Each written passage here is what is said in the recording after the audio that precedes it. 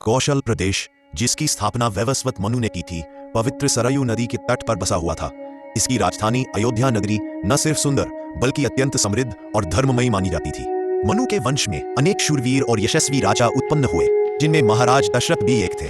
दशरथ वेदों के मर्मज्ञ, धर्मनिष्ठ, दयालु, रणकुशल तथा प्रजापालक राजा थे। उनके राज्य में प्रजा सुखी, निर्भय, सत्यनिष्ठ और ईश्वर भक्त थी। आपसी द्वेष, छल या अन्याय का वहां कोई स्थान नहीं था। एक दिन जब महाराज दशरथ दर्पण में अपने केश संवार रहे थे, तो उन्होंने कृष्ण वर्ण के बालों के बीच एक श्वेत केश देखा। यह देखकर उनके मन में विचार उठा कि मेरा यौवन अब ढलने लगा है, परंतु मैं अभी तक निसंतान हूँ। मेरे बाद वंश को कौन आगे बढ़ाएगा?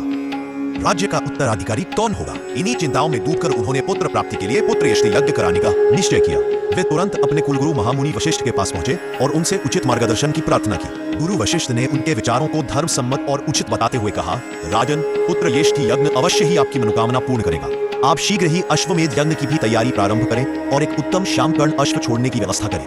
गुरु की आज्ञा का पालन करते हुए महाराज दशरथ ने सरयू नदी के उत्तरी तट पर एक भव्य, सुसज्जित और दिव्य यज्ञशाला का निर्माण करवाया। यज्ञ के लिए मंत्रियों, पुरोहितों और सेवकों को आवश्यक व्यवस्था करने का आदेश दिया।